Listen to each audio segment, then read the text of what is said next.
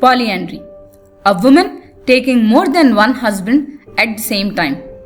The person whom we immediately think of is Draupadi. But is she the first one? A lot had been said about what Draupadi would have thought at that period of time.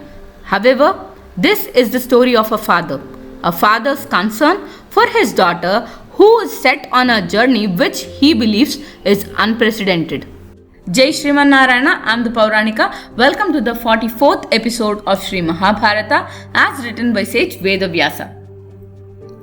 Bhima and Arjuna, who left the arena along with Draupadi, went to their house to their mother. They stood outside the cottage and said, "Mother, we got the bhiksha." Kunti, who was inside, without even looking at her sons, said, "Distribute it among yourselves." She then saw Draupadi and was taken aback. "How did I utter such a thing?" She sounded worried. Later, she learnt about the situation from the shocked brothers Bhima and Arjuna. She quickly went to Draupadi, held her hand and spoke with Yudhishthira. "This girl is the daughter of Drupada. When your brothers told me that they brought bhiksha, I told them to share among yourselves without realizing that it's a girl. Yudhishthira, what should be done now? You're the embodiment of dharma. You know what to do. Please tell me," she asked. Yudhishthira thought for a long while. He remembered sage Vedavyasa's words that all 5 of them were destined to marry Draupadi. He then looked at Arjuna and said, "Arjuna, you won her. Get married to her immediately in the presence of Agnihotra." Then Arjuna said, "I should get married only after you and Bhimasena, brother. Suggest the course of action that would be beneficial and respectful towards the king of Panchala and towards you. We are all bound by your word." A sense of worship settled in the hearts of Pandavas towards Draupadi. Yudhishthira noticed this about his brothers and remembered the words of Vyasa again. He realized that all 5 of them marrying Draupadi would be the only solution. If not, that would cause a divide among the brothers. He then announced the intent to his brothers and all 4 of them accepted the proposal as Yudhishthira wouldn't speak a thing that isn't dharma. Then Krishna Paramatma and the mighty Balarama visited the Pandavas in the potter's house and saw Yudhishthira glowing like a fire surrounded by his 4 brothers. Lord Sri Krishna bowed to the feet of Yudhishthira and said, "I am Krishna." Then Balarama too greeted them and introduced himself. After exchanging pleasantries, Yudhishthira asked Krishna Paramatma, "Krishna, how did you recognize us despite our disguise?"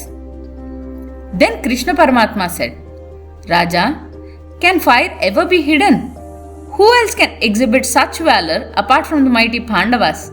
For now, however, none of the kings recognized you, and we wish you to come out of this hardship and rule the world." Then they took the leave of Yudhishthira and left.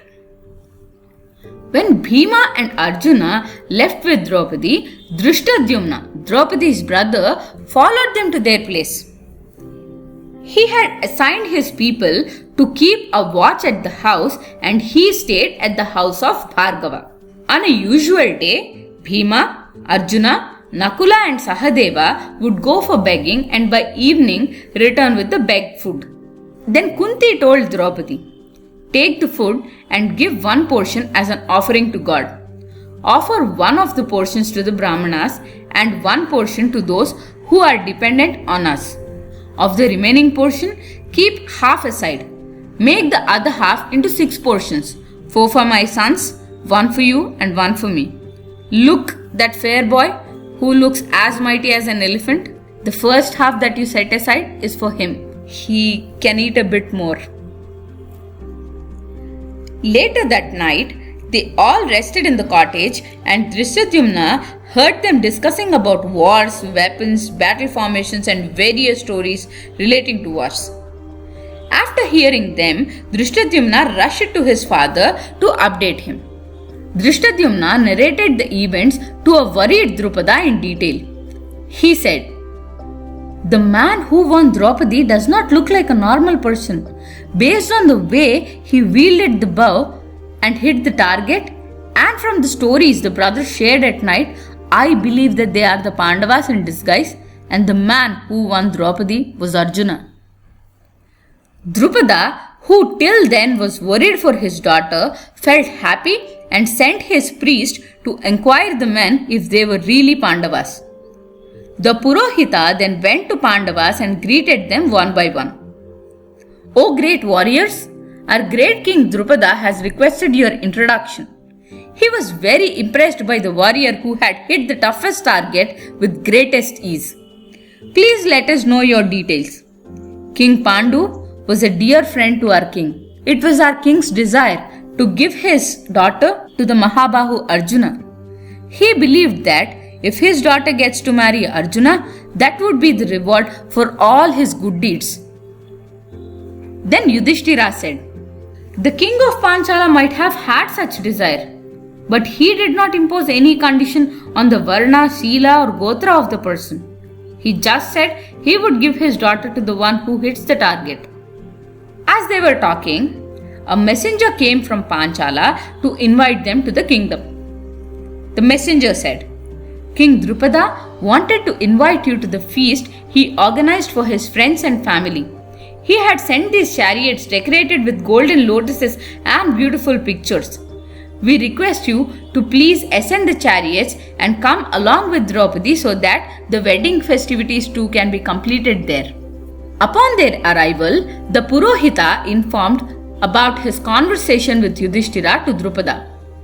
Then the king thought, if they aren't revealing their identity by words, he would identify them by their actions. He arranged for various fruits, floral garlands, flowers, seeds, cows, agricultural tools, grains, and various other goods on one side, and armors, shields, swords, great chariots, horses, great bows, arrows, javelins, maces, best of thrones and beds on the other side. Walking like lions, the well-built men with great arms entered the kingdom. Drupada's eyes twinkled at the sight of the Pandavas. He invited them in and they comfortably sat on the thrones with footrests. Draupadi and Kunti were received by the ladies of the palace. Pandavas were served lunch on golden utensils. After a satisfying meal, the Pandavas, in order to rest, chose the camp with war equipment.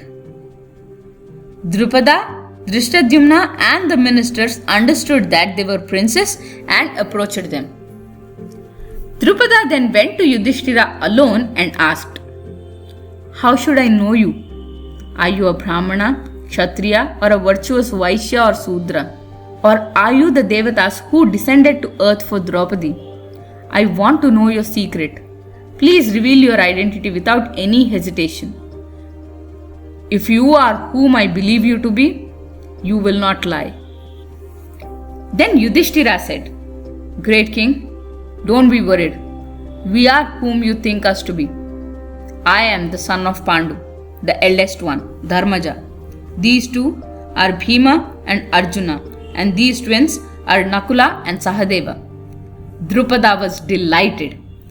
"Then we should get Arjuna and Draupadi married immediately," he said happily. "Maharaja, I am not married yet," said Dharmaja, the son of Dharma. Before he could say anything more, Drupada jumped in and said, "Then you marry her, or she can marry any of your brothers. Let me know." "Maharaja, she will be a wife to all 5 of us," said Yudhishthira. Drupada was shocked. A range of emotions attacked him at the same time. "What are you saying?" asked Drupada. "It was our mother's instruction, and all 5 of us will be marrying her," Yudhishthira said. "How is that even possible? I haven't ever heard such tradition. I know one man getting married to one or many women. How can a woman marry multiple men?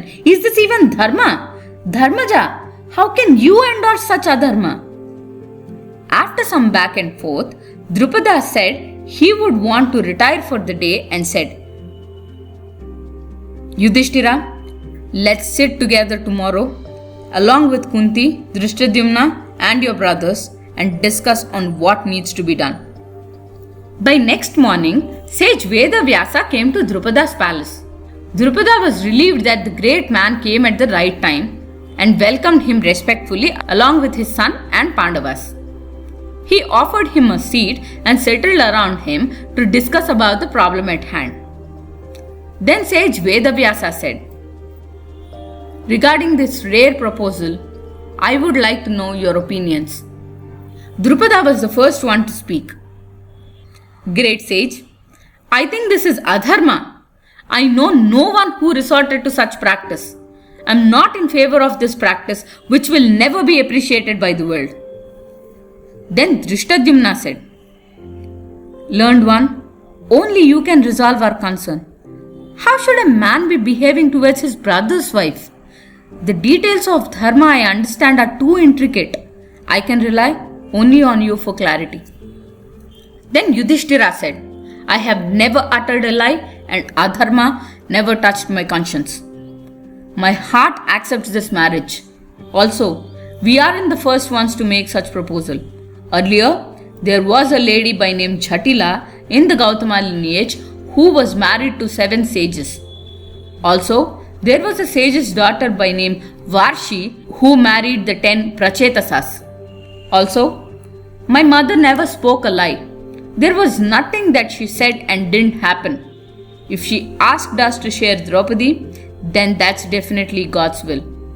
Then Vyasa spoke. "As said by Dharmaja, this marriage is without any doubt within the folds of Dharma." Vyasa said so, rose up from his seat, held the hand of Drupada and took him inside while rest of the party waited outside. "Drupada, let me tell you a secret about the birth of Pandavas and Draupadi. Once upon a time, the Devatas were performing a yajna in Naimisharanya. One day, for a divine deed, Chandra, Indra, Varuna, Kubera, Sadhyas and Ashwini Devatas came there. When they went to take bath in the river Ganga, Indra saw a beautiful golden lotus. He followed the flower and saw a lady who was taking a dip in the water. Out of her tears, the golden lotuses are being born. Indra approached her and asked her the reason for her sadness. The lady said that she was crying for her misfortune and took him to the top of Himalayas. There, on the mountain cliff, he saw a man and a woman. Indra went to the man and introduced himself as the ruler of the worlds. The man looked at Indra and smiled, and Indra froze and fell to the ground. Later, the man, who was Lord Shiva, revived Indra and asked him to remove a boulder that was blocking a cave. There were 4 other Indras trapped inside the cave. They were all locked up there for exhibiting the same arrogance of being the rulers of the world, causing great agony to the lady Swargalakshmi. Looking at them, Indra pleaded to Rudra. Then Lord Shiva said that they shall be born as men in the world and achieve great things. Then Indra said that he would give his energies in the form of dharma, strength and beauty to Yama, Vayu and the Ashwini Devatas, who can facilitate the birth of the other 4 Indras, and with his energy the 5th one shall be born. Those are the 5 Pandavas. Those 4 Indras, secluded in the cave, took birth as Yudhishthira, Bhima, Nakula and Sahadeva. Arjuna is the Indramsha. That Swargalakshmi became Draupadi. In one of her lives, she was born as a sage's daughter who did a great tapasya for Lord Shiva. When he arrived, in excitement, she asked for a husband 5 times. Parameshwara said that she will be blessed with 5 husbands. Then she said that she wants only one husband, and Parameshwara said that as she asked for it, she would be getting the boon fulfilled in her next life. Drupada, your daughter is not a normal woman.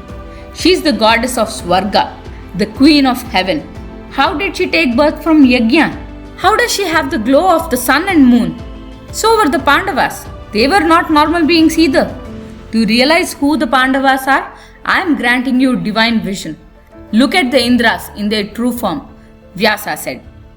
Then Drupada saw the Pandavas wearing golden crowns, golden garlands, shining like sun, with broad chests and as towering as trees. Looking at their previous forms, Drupada fell at the feet of Vedavyasa and said that as it is the word of Mahadeva, it will be the dharma to follow, and accepted to marry off his daughter to the 5 Pandavas. Thank you. Jai Shriman Narayana.